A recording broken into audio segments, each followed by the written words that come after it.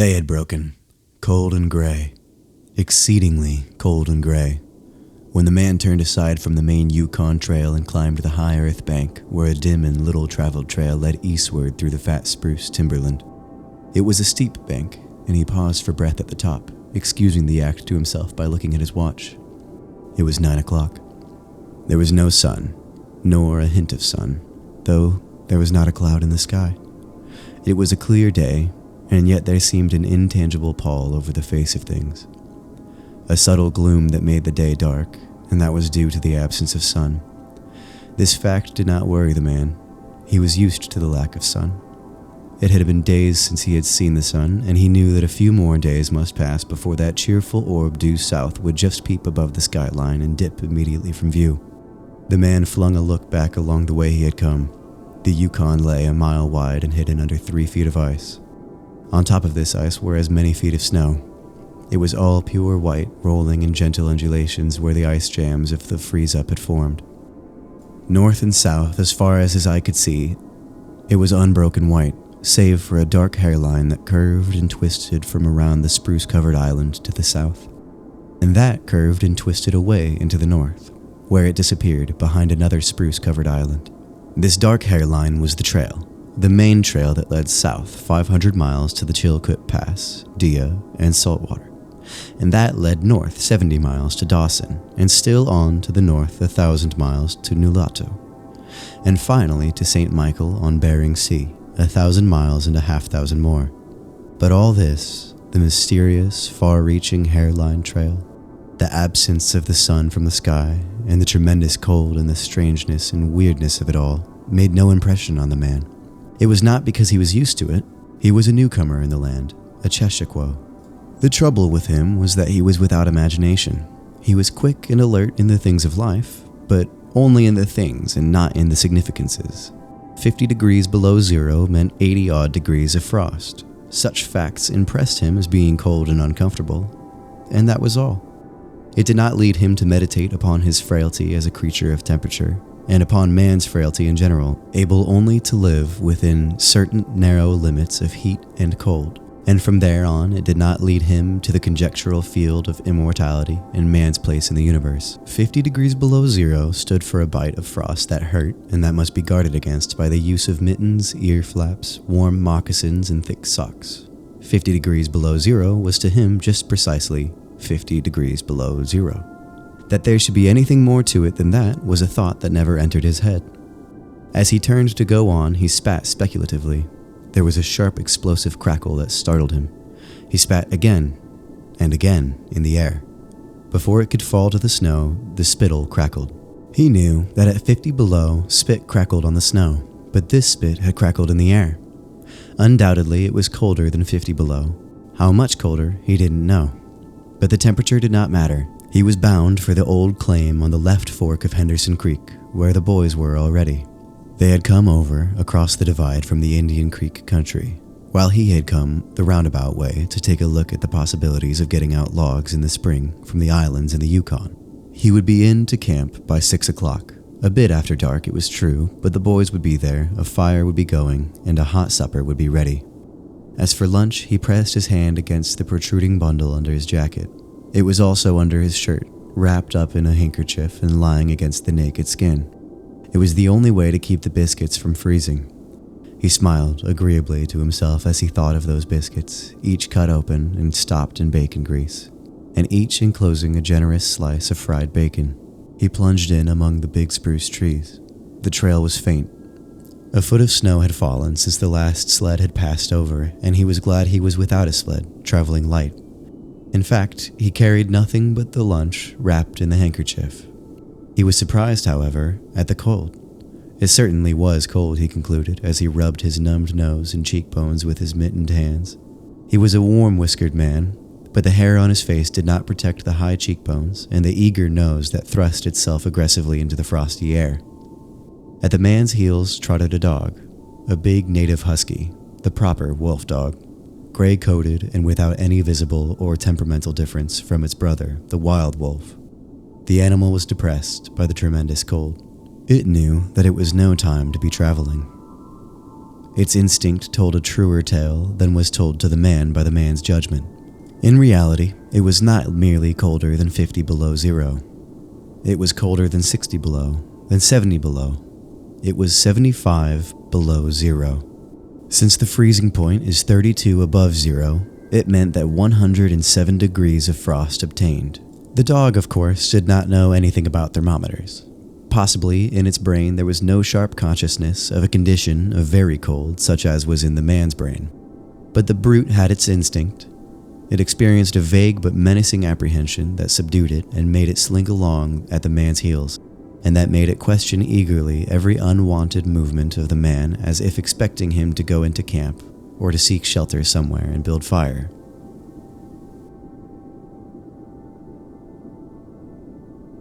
The dog had learned fire, and it wanted fire, or else to burrow under the snow and cuddle its warmth away from the air.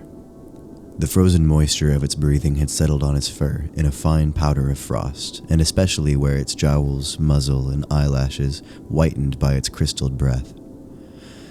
The man's red beard and mustache were likewise frosted, but more solidly, the deposit taking the form of ice and increasing with every warm, moist breath he exhaled. Also, the man was chewing tobacco, and the muzzle of ice held his lips so rigidly that he was unable to clear his chin when he expelled the juice. The result was that a crystal beard of the color and solidity of amber was increasing its length on his chin. If he fell down, it would shatter itself like glass into brittle fragments. But he did not mind the appendage. It was the penalty all tobacco chewers paid in that country, and he had been out before in 2 cold snaps. They had not been so cold as this, he knew, but by the spirit thermometer at 60 mile, he knew they had been registered at 50 below and at 55. They had not been so cold as this, he knew, but by the spirit thermometer at 60 mile, he knew they had been registered at 50 below and at 55. He held on through the level stretch of woods for several miles, crossed a wide flat of black rocks, and dropped down a bank to the frozen bed of a small stream. This was Henderson Creek, and he knew he was 10 miles from the forks. He looked at his watch. It was 10 o'clock. He was making 4 miles an hour, and he calculated that he would arrive at the forks at 12:30. He decided to celebrate that event by eating his lunch there. The dog dropped in again at his heels with a tail drooping discouragement as the man swung along the creek bed. The furrow of the old sled trail was plainly visible, but a dozen inches of snow covered the marks of the last runners. In a month, no man had come up or down that silent creek. The man held steadily on. He was not much given to thinking, and just then particularly, he had nothing to think about save that he would eat lunch at the forks, and that at 6 o'clock he would be in camp with the boys. There was nobody to talk to, and had there been, speech would have been impossible because of the ice muzzle on his mouth.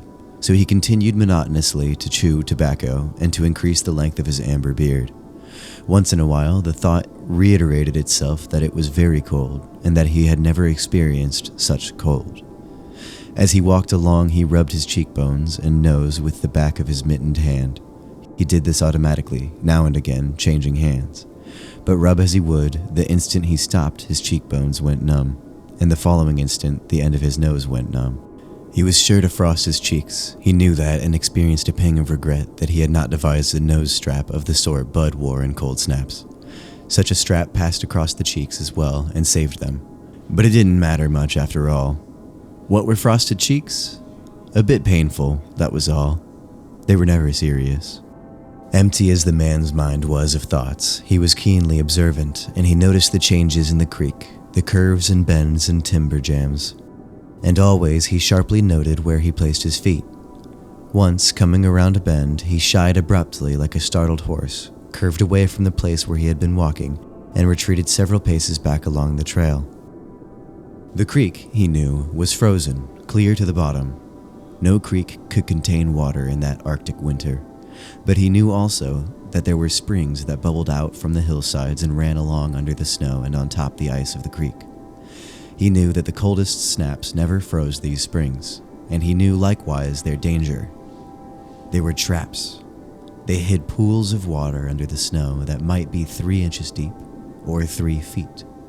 Sometimes a skin of ice half an inch thick covered them, and in turn was covered by the snow. Sometimes there were alternate layers of water and ice skin. So that when one broke through, he kept on breaking through for a while, sometimes wetting himself to the waist. That was why he shied in such panic. He had felt the give under his feet and heard the crackle of a snow-hidden ice skin, and to get his feet wet in such a temperature meant trouble and danger.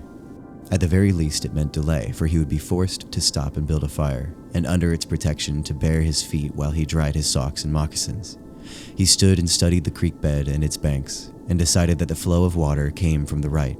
He reflected a while, rubbing his nose and cheeks, then skirted to the left, stepping gingerly and testing the footing for each step. Once clear of the danger, he took a fresh chew of tobacco and swung along at his 4-mile gait. Over the next 2 hours, he came upon several similar traps. Usually the snow above the hidden pools had a sunken, candied appearance that advertised the danger. Once again, however, he had a close call, and once, suspecting danger, he compelled the dog to go in front. The dog did not want to go. It hung back until the man shoved it forward, and then it quickly crossed the white, unbroken surface. Suddenly it broke through, floundered to one side, and got away to firmer footing.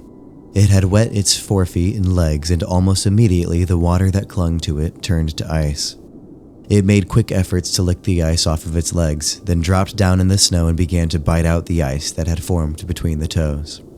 This was a matter of instinct. To permit the ice to remain would mean sore feet. It did not know this. It merely obeyed the mysterious prompting that arose from the deep crypts of its being. But the man knew, having achieved a judgment on the subject, and he removed the mitten from his right hand and helped tear out the ice particles. He did not expose his fingers more than a minute, and was astonished in the swift numbness that smote him. It certainly was cold. He pulled on the mitten hastily and beat the hand savagely across his chest. At 12 o'clock, the day was at its brightest, yet the sun was too far south on its winter journey to clear the horizon. The bulge of the earth intervened between it and Henderson Creek, where the man walked under a clear sky at noon and cast no shadow. At 12:30 to the minute, he arrived at the forks of the creek. He was pleased at the speed he was making. If he kept it up, he would certainly be with the boys by 6. He unbuttoned his jacket and shirt and drew forth his lunch. The action consumed no more than a quarter of a minute, yet in that brief moment the numbness laid hold of the exposed fingers. He did not put the mitten on, but instead struck the fingers a dozen sharp smashes against his leg. Then he sat down on a snow-covered log to eat. The sting that followed upon the striking of his fingers against his leg ceased so quickly that he was startled. He had had no chance to take a bite of his biscuit. He struck the fingers repeatedly and returned them to the mitten, baring the other hand for the purpose of eating. He tried to take a mouthful, but the ice muzzle prevented it. He had forgotten to build a fire and thaw out. He chuckled at his foolishness, and as he chuckled, he noted the numbness creeping into the exposed fingers. Also, he noted that the stinging which had first come to his toes when he sat down was already passing away. He wondered whether the toes were warm or numbed. He moved them inside the moccasins and decided that they were numbed. He pulled the mitten on hurriedly and stood up as he was a bit frightened. He stamped up and down until the stinging returned into the feet. It certainly was cold, was his thought. That man from Sulphur Creek had spoken the truth when telling how cold it sometimes got in the country, and he had laughed at him at the time. That showed one must not be too sure of things. There was no mistake about it. It was cold. He strode up and down, stamping his feet and threshing his arms until reassured by the returning warmth. Then he got out matches and proceeded to make a fire. From the undergrowth where high water of the previous spring had lodged a supply of seasoned twigs, he got his firewood. Working carefully from a small beginning, he soon had a roaring fire, over which he thawed the ice from his face, and in the protection of which he ate his biscuits.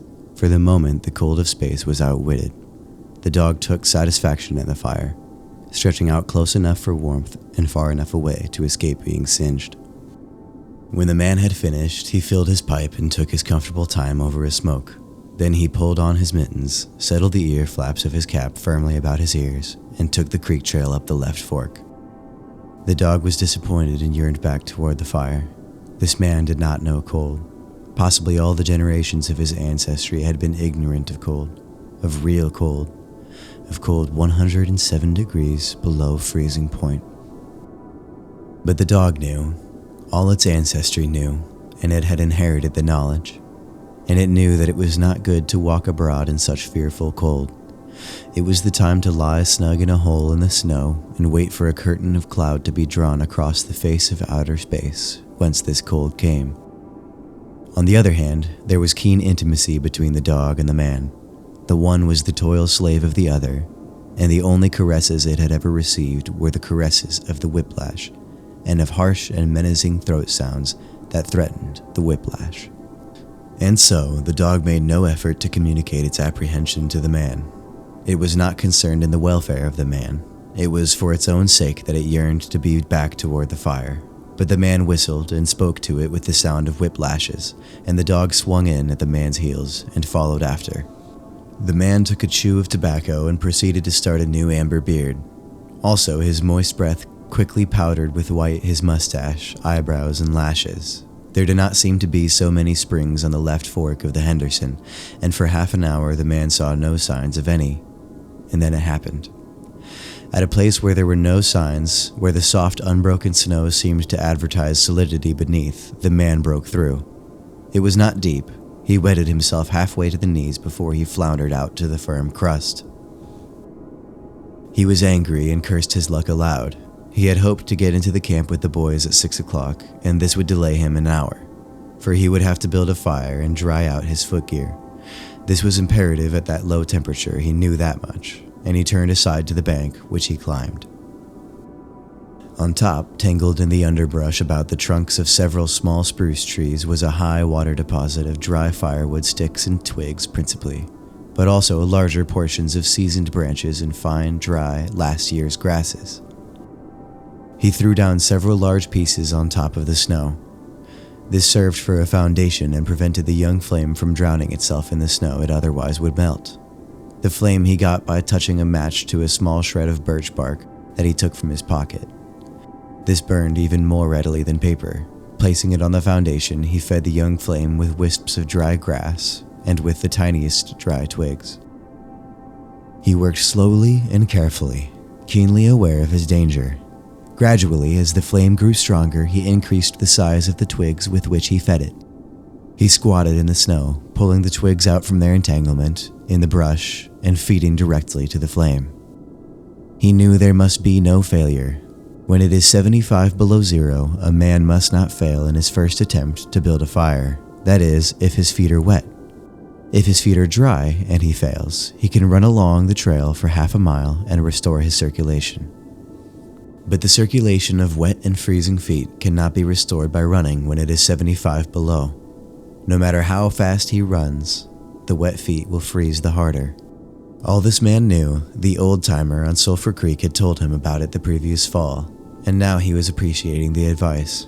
Already, all sensation had gone out of his feet.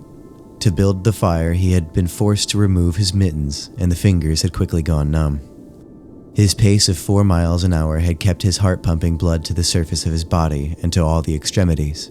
But the instant he stopped, the action of the pump eased down. The cold of space smote the unprotected tip of the planet, and he, being on that unprotected tip, received the full force of the blow. The blood of his body recoiled before it. The blood was alive, like the dog, and like the dog, it wanted to hide away and cover itself up from the fearful cold. So long as he walked 4 miles an hour, he pumped that blood willy-nilly to the surface. But now it ebbed away and sank down into the recesses of his body. The extremities were the first to feel its absence. His wet feet froze the faster, and his exposed fingers numbed the faster, though they had not yet begun to freeze. Nose and cheeks were already freezing, while the skin of all his body chilled as it lost its blood. But he was safe. Toes and nose and cheeks would be only touched by the frost, for the fire was beginning to burn with strength. He was feeding it with twigs the size of his finger. In another minute he would be able to feed it with branches the size of his wrist. And then he could remove his wet footgear, and while it dried, he could keep his naked feet warm by the fire, rubbing them at first, of course, with snow. The fire was a success. He was safe. He remembered the advice of the old-timer on Sulphur Creek, and smiled. The old-timer was very serious in laying down the law that no man must travel alone in the Klondike after 50 below. Well, here he was. He had had the accident, he was alone, and he had saved himself. Those old-timers were rather womanish, some of them, he thought. All a man had to do was keep his head, and he was all right. Any man who was a man could travel alone, but it was surprising the rapidity with which his cheeks and nose were freezing, and he had not thought his fingers could go lifeless in so short a time. Lifeless they were, for he could scarcely make them move together to grasp a twig, and they seemed remote from his body and from him. When he touched a twig, he had to look and see whether or not he had a hold of it. The wires were pretty well down between him and his finger ends, all of which counted for little. There was the fire, snapping and crackling and promising life with every dancing flame. He started to untie his moccasins. They were coated with ice.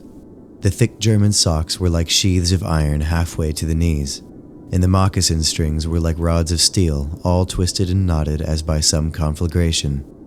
For a moment he tugged with his numbed fingers, then, realizing the folly of it, he drew his sheath knife. But before he could cut the strings, it happened. It was his own fault, or rather his mistake. He should not have built the fire under the spruce tree. He should have built it in the open, but it had been easier to pull the twigs from the brush and drop them directly on the fire.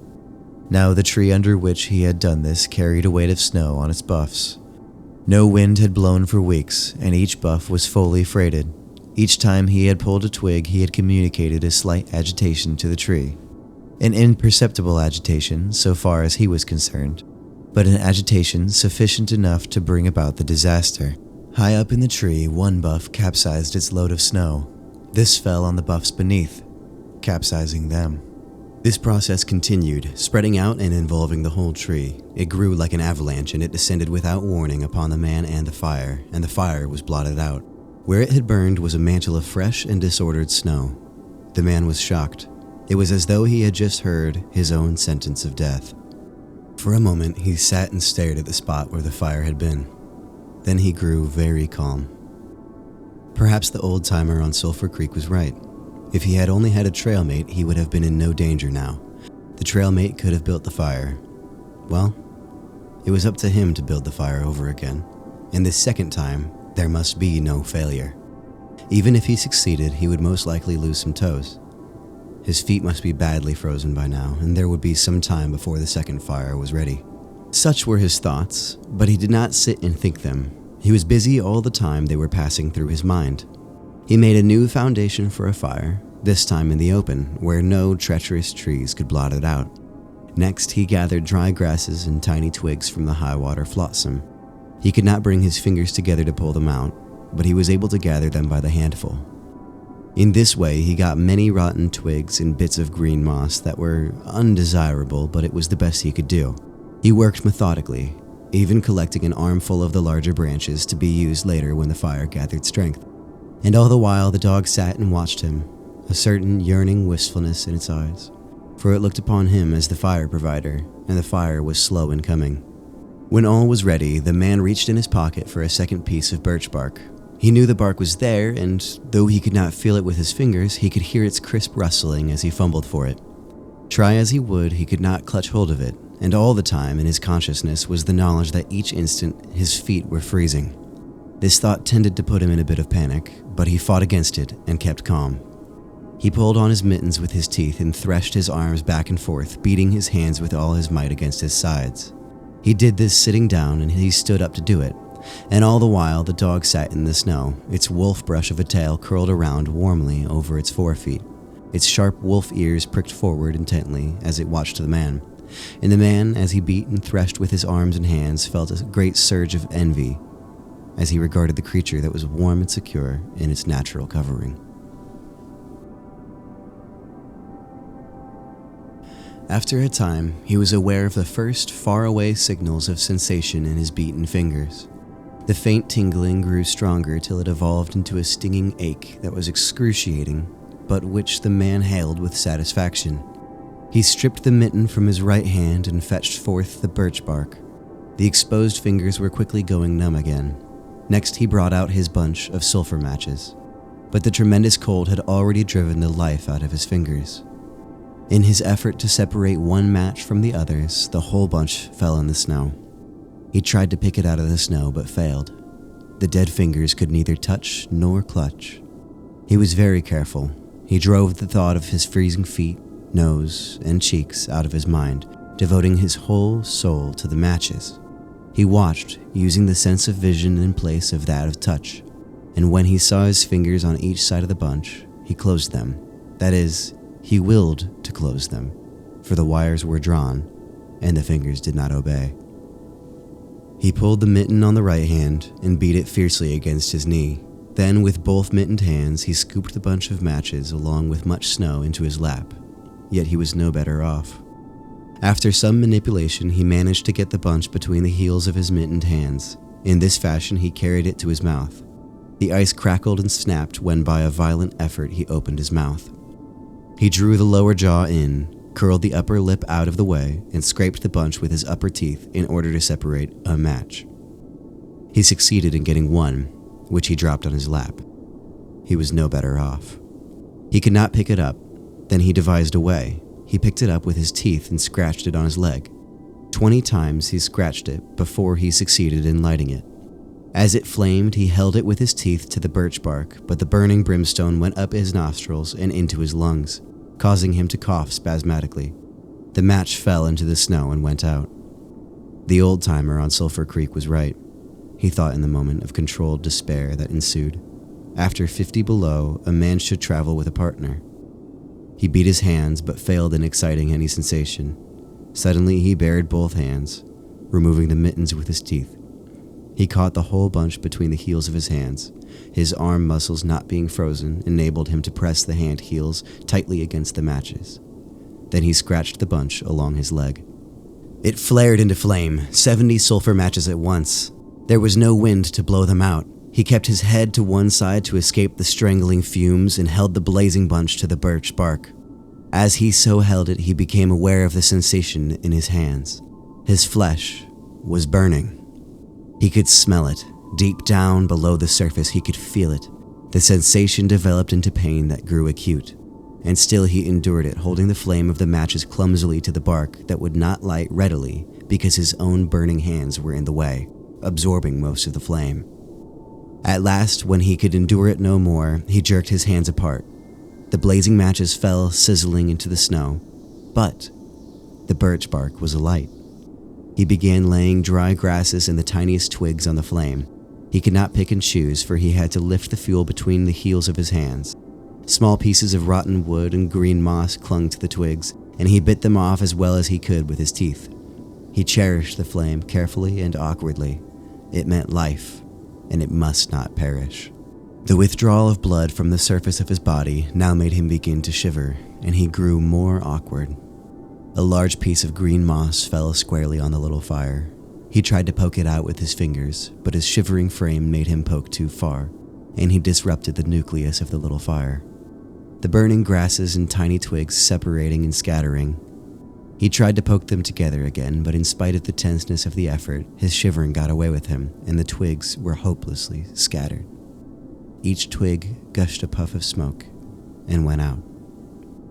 The fire provider had failed. As he looked apathetically about him, his eyes chanced on the dog sitting across the ruins of the fire from him in the snow, making restless, hunching movements, slightly lifting one forefoot and then the other, shifting its weight back and forth on them with wistful eagerness. The sight of the dog put a wild idea into his head. He remembered the tale of the man caught in a blizzard who killed a steer and crawled inside the carcass, and so was saved.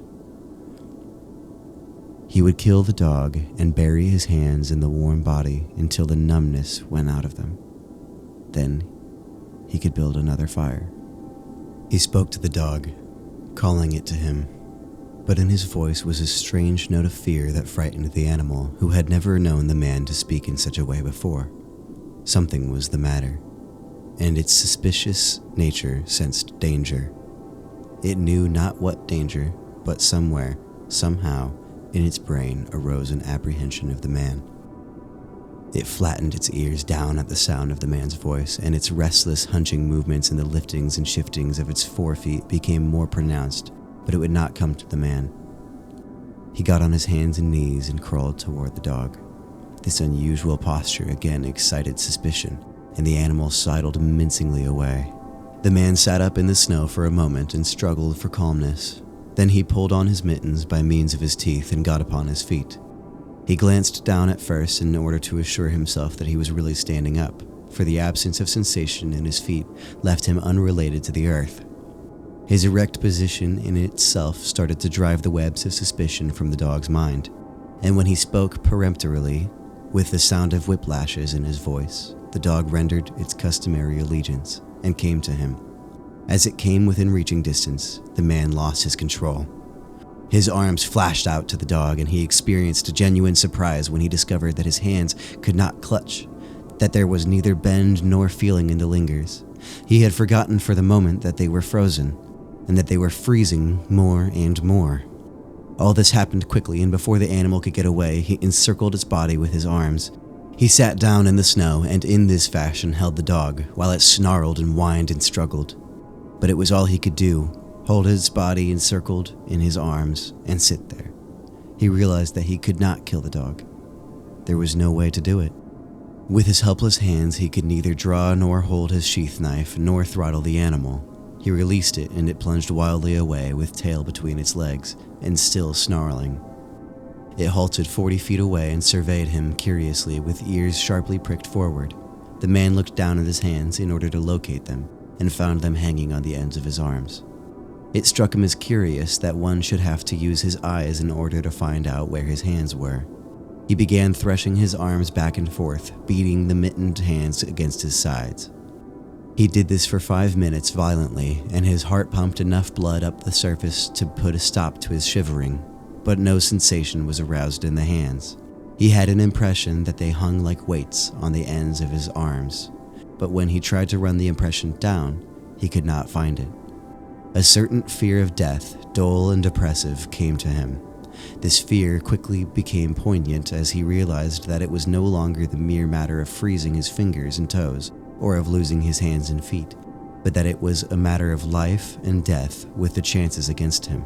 This threw him into a panic, and he turned and ran up the creek bed along the old, dim trail. The dog joined in behind and kept up with him. He ran blindly without intention, in fear such as he had never known in his life. Slowly, as he plowed and floundered through the snow, he began to see things again. The banks of the creek, the old timber jams, the leafless aspens in the sky. The running made him feel better. He did not shiver. Maybe if he ran on, his feet would thaw out, and anyway, if he ran far enough, he would reach camp and the boys. Without doubt, he would lose some fingers and toes and some of his face, but the boys would take care of him and save the rest of him when he got there. And at the same time, there was another thought in his mind that said he would never get to the camp and the boys, that it was too many miles away, that the freezing had too great a start on him, and that he would soon be stiff and dead. This thought he kept in the background and refused to consider. Sometimes it pushed itself forward and demanded to be heard, but he thrust it back and strove to think of other things. It struck him as curious that he could run at all on feet so frozen that he could not feel them when they struck the earth and took the weight of his body. He seemed to himself to skim along above the surface and to have no connection with the earth. Somewhere he had once seen a winged Mercury, and he wondered if Mercury felt as he felt when skimming the earth. His theory of running until he reached camp and the boys had one flaw in it. He lacked endurance. Several times he stumbled, and finally he tottered, crumpled up, and fell. When he tried to rise, he failed. He must sit and rest, he decided, and next time he would merely walk and keep on going.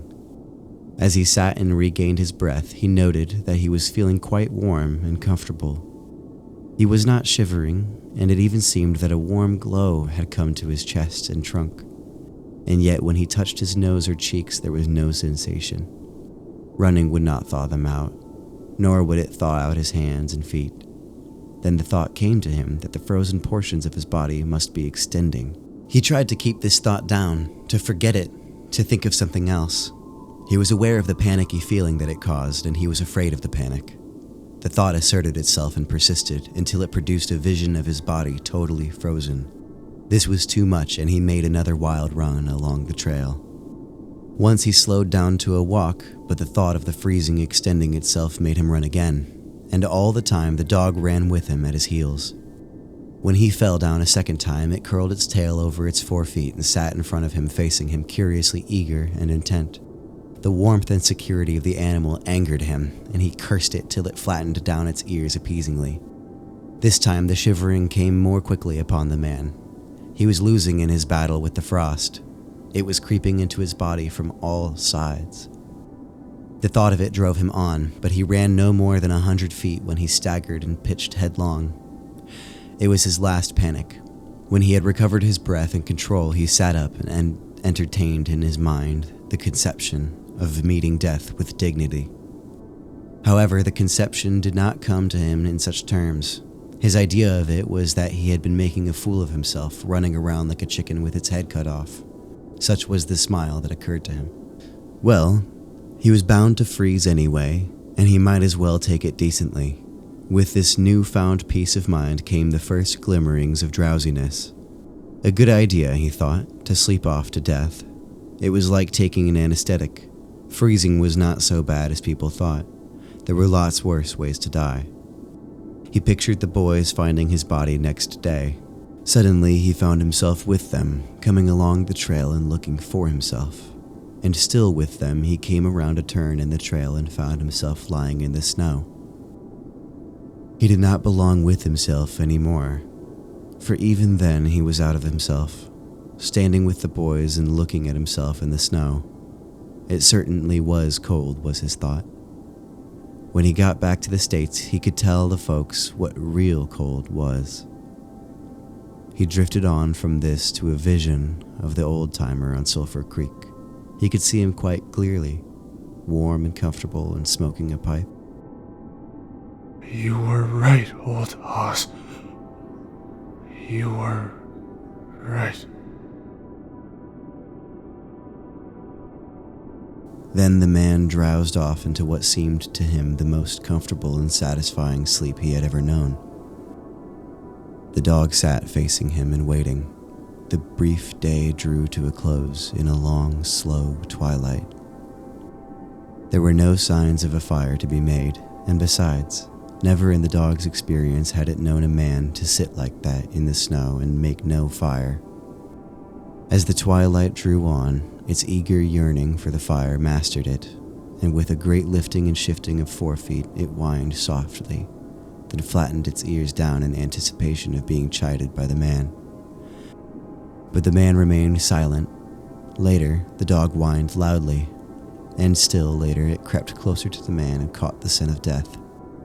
This made the animal bristle and back away. A little longer it delayed, howling under the stars that leaped and danced and shone brightly in the cold sky. Then it turned and trotted up the trail in the direction of the camp it knew. Where were the other food providers and fire providers?